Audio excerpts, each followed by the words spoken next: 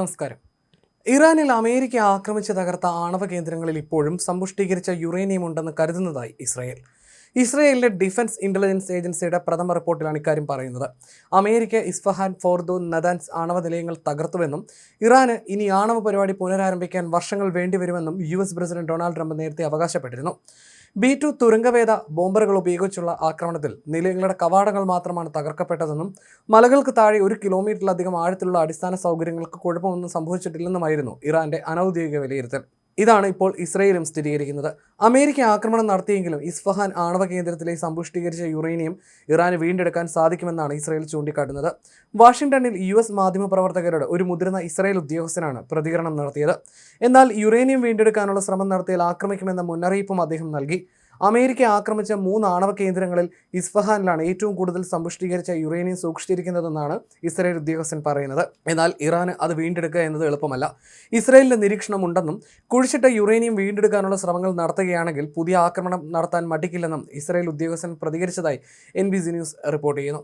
Intelligence റിപ്പോർട്ടിന് പിന്നാലെ ഇറാന്റെ ആണവ കേന്ദ്രങ്ങൾ ആക്രമിക്കാൻ ഇസ്രായേൽ തീരുമാനിച്ചിരുന്നുവെന്നും അദ്ദേഹം പറഞ്ഞു.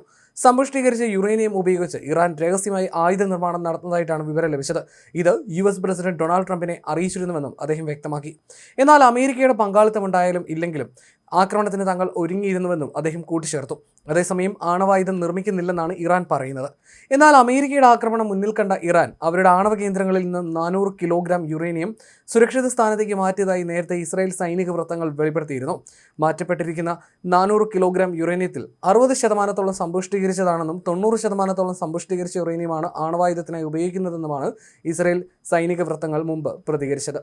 അതേസമയം ഇറാൻ-ഇസ്രായേൽ യുദ്ധത്തിന്റെ ബാക്കി പത്രം എന്തെന്ന കണക്കെടുപ്പിലാണ് ഇസ്രായേൽ. 12 ദിവസം നീണ്ടുനിന്ന യുദ്ധത്തിൽ ഇറാന്റെ മിസൈലുകൾ തങ്ങളുടെ സൈനിക കേന്ദ്രങ്ങളിൽ പതിച്ച് നാശമുണ്ടാക്കിയതായി ഇസ്രായേൽ സമ്മതിച്ചിരുന്നു. IDF കേന്ദ്രങ്ങളിൽ മിസൈലുകൾ പതിച്ചതായി സൈനിക ഉദ്യോഗസ്ഥൻ സ്ഥിരീകരിച്ചെന്ന് വാർത്താ ഏജൻസിയായ റോയിട്ടേഴ്സ് റിപ്പോർട്ട് ചെയ്തിരുന്നു. അതീവ സുരക്ഷയുള്ള തങ്ങളുടെ സൈനിക കേന്ദ്രങ്ങൾ ആക്രമിക്കപ്പെട്ട വിവരം ഇസ്രായേൽ ആദ്യമായിട്ടായിരുന്നു സമ്മതിക്കുന്നതും. നേരത്തെ ഇക്കാര്യം വ്യക്തമാക്കിയ വാർത്തകൾ പുറത്തു വന്നിരുന്നു. ഏതാനും സൈനിക കേന്ദ്രങ്ങളിൽ ഇറാന്റെ മിസൈലുകൾ പതിച്ച് നാശമുണ്ടാക്കിയെന്നും എന്നാൽ കേന്ദ്രങ്ങൾ ഇപ്പോഴും പ്രവർത്തിക്കുന്നുണ്ടെന്നും ഇസ്രായേലി ഉദ്യോഗസ്ഥൻ വെളിപ്പെടുത്തിയിരുന്നു. എന്നാൽ ഏതൊക്കെ കേന്ദ്രങ്ങളാണ് ആക്രമിക്കപ്പെട്ടതെന്നും എത്രത്തോളം നാശമുണ്ടായി എന്നുമുള്ള വിവരങ്ങൾ വെളിപ്പെടുത്തിയിട്ടില്ല. 5 ഇസ്രായേൽ സൈനിക കേന്ദ്രങ്ങൾ ഇറാൻ ആക്രമിച്ചെന്ന് ഏതാനും ദിവസങ്ങൾക്ക് മുമ്പ് ദി ടെലിഗ്രാഫ് റിപ്പോർട്ട് ചെയ്തിരുന്നു. ആകെ 6 മിസൈലുകളാണ് കേന്ദ്രങ്ങളിൽ പതിച്ചതെന്നും റിപ്പോർട്ടിൽ പറഞ്ഞിരുന്നു. അത്യാധുനിക സുരക്ഷയുണ്ടെന്ന് ഇസ്രായേൽ അവകാശപ്പെടുന്ന സൈനിക കേന്ദ്രങ്ങൾ ആക്രമിക്കപ്പെട്ടത് അവർക്ക് കനത്ത തിരിച്ചടിയുമായിരുന്നു. 12 ദിവസത്തെ യുദ്ധത്തിൽ ഇറാൻ 500-ലേറെ ബാലിസ്റ്റിക് മിസൈലുകളും 1100-ഓളം ഡ്രോണുകളും ഇസ്രായേലിലേക്ക് തൊടുത്തതായിട്ടാണ് കണക്ക്. ഇവയിൽ പലതും ഇസ്രായേലിൽ പതിച്ച് നാശമുണ്ടാക്കി. മറ്റുള്ളവയെ ഇസ്രായേൽ വ്യോമ പ്രതിരോധം ഉപയോഗിച്ച് തകർക്കുകയും ചെയ്തു. ഇറാന്റെ ആക്രമണത്തിൽ 28 പേർ കൊല്ലപ്പെട്ടതായും 3000-ലേറെ പേർക്ക് പരിക്കേറ്റതായിട്ടാണ് ഇസ്രായേലിന്റെ ഔദ്യോഗിക കണക്കുകൾ. 2300-ലേറെ വീടുകൾക്കും 240 കെട്ടിടങ്ങൾക്കും 2 സർവകലാശാലകൾക്കും ഒരു ആശുപത്രിക്ക് നേരെയും ആക്രമണമുണ്ടായി. 13,000-ഓളം പേർക്ക് വീട് വിട്ടിറങ്ങേണ്ടി വന്നു.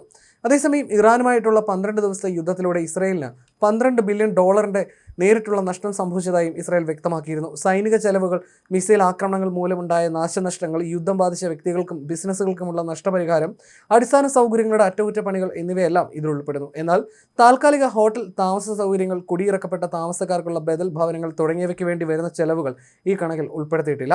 തെരുവുകളും കെട്ടിടങ്ങളും തകർന്നതിനാൽ പലരുടെയും ഉപജീവനം പ്രതിസന്ധിയിലായി. മാത്രമല്ല, ഇറാനെതിരായ ആക്രമണങ്ങൾക്കും തെഹ്റാന്റെ മിസൈൽ, ഡ്രോൺ ആക്രമണങ്ങൾ തടയുന്നതിനുള്ള പ്രതിരോധ നടപടികൾക്കുമായി മന്ത്രിസഭ ഏതാണ്ട് $500 കോടി ചെലവഴിച്ചതായി ഇസ്രയേലി ബിസിനസ് ദിനപത്രമായ കാൽക്കലിസ്റ്റ് റിപ്പോർട്ട് ചെയ്തിരുന്നു.